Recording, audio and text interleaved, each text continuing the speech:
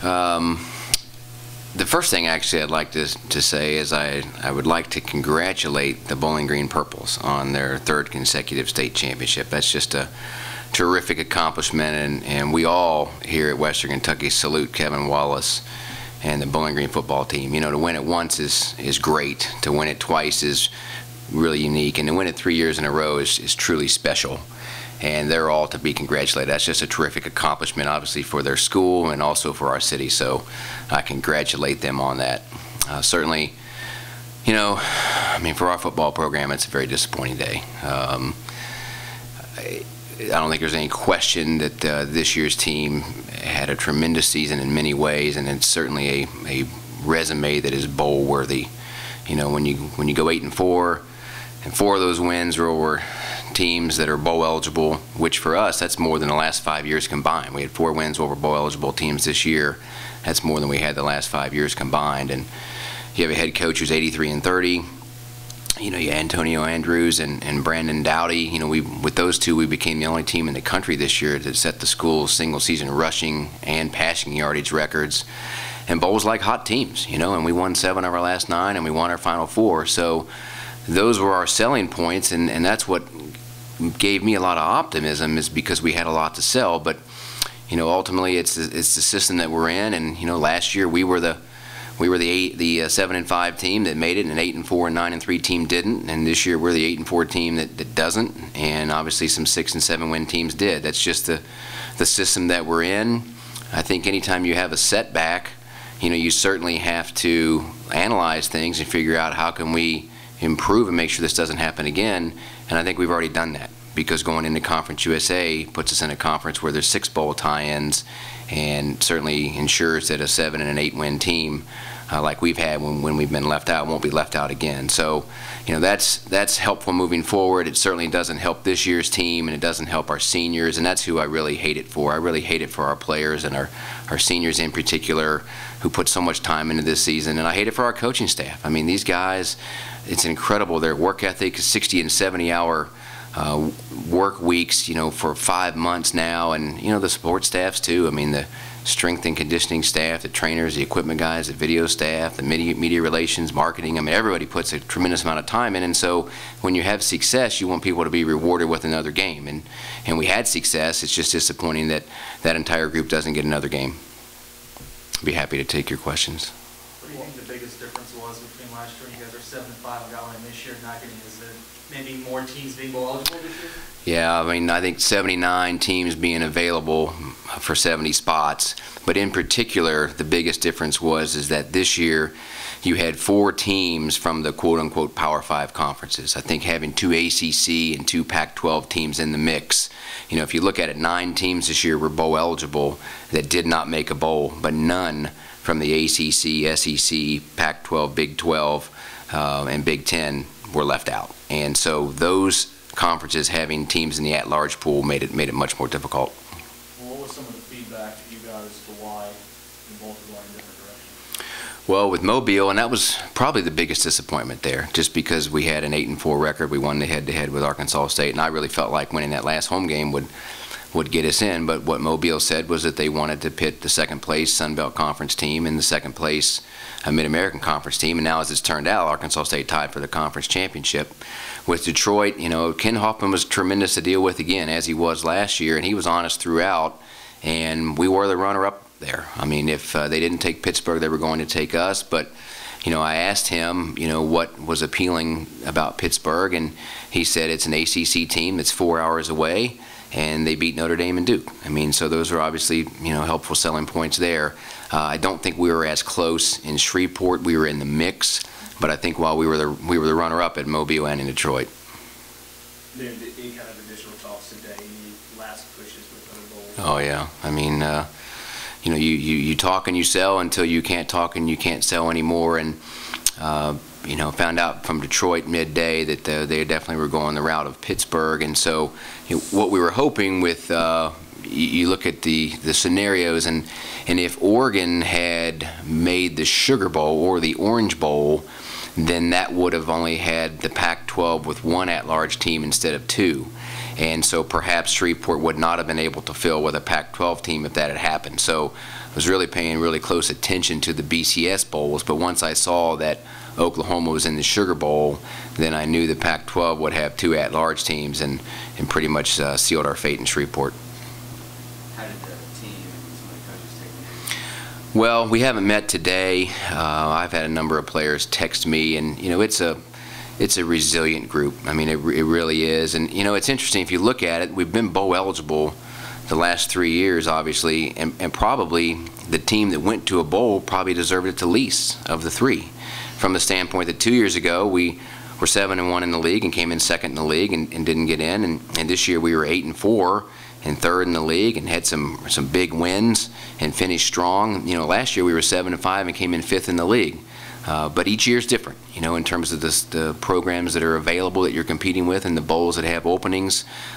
What I feel really good about, though, as we move forward, is where we are as a program. And I think a lot of times when for me personally, this feels like a loss right now, but I think when you have difficulty, sometimes you need to take a step back and analyze the big picture. And that's really what I've tried to do, and that's what I hope our fans do. I mean, I'm not going to lie to anybody. Today's a disappointing day, obviously, but if you exhale a little bit, when Louisville's women were here, I was talking to Jeff Walls, and he was talking about how it sort of feels like when they win, they hit the Powerball, and when they lose, it's the end of the world. And I think we live in a society where there's a lot of rush to judgments. But if you look at our program, if you look at the last 6 years, it's been remarkable progress. And it started with the vision of Gary Ransdell and Wood Selig to make the move to 1A and to build the beautiful football facility that we have. And David Elson did a lot of heavy lifting. And David Elson recruited Quantera Smith and Bobby Rainey and Jack Doyle. And those guys were part of the foundation, a big part of the foundation for what helped us,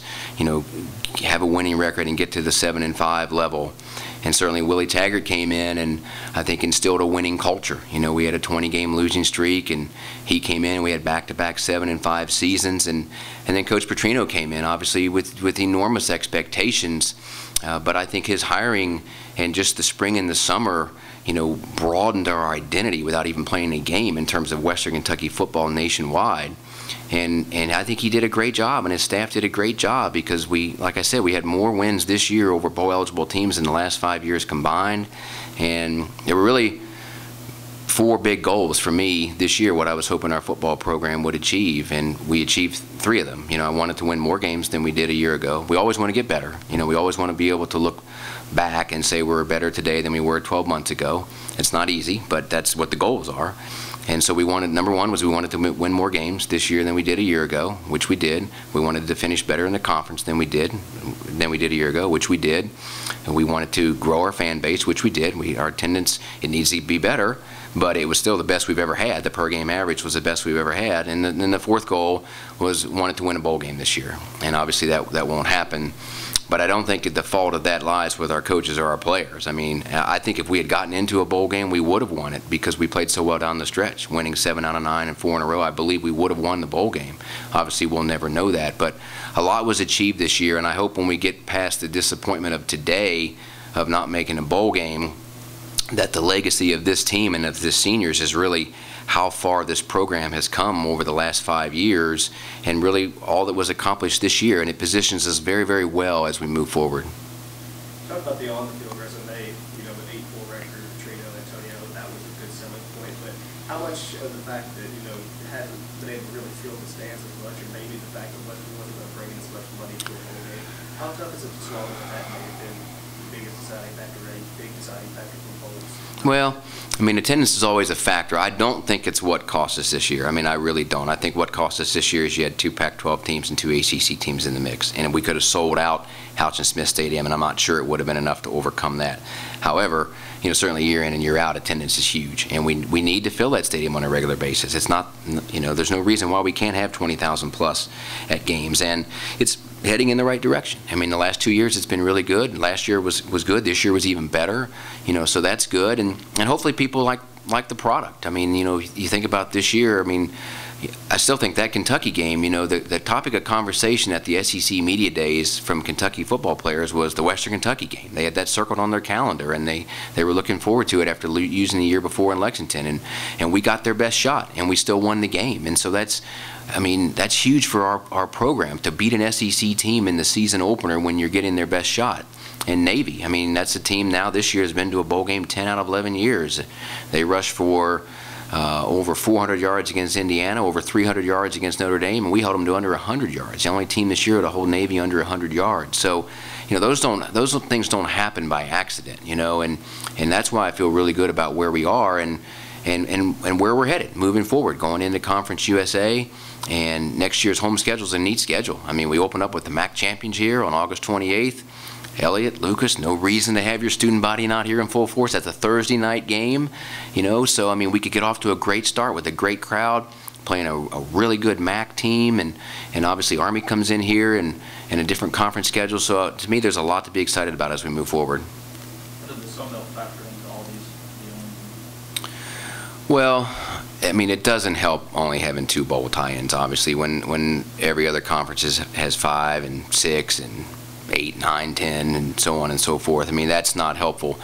It's not Carl Benson's fault. I mean, Carl Benson did not keep Middle Tennessee out of a bowl game last year. He did not keep Western Kentucky out of a bowl game this year. He's only been the commissioner for a couple years, and he inherited this system. And this is a 4-year cycle that actually ends this year.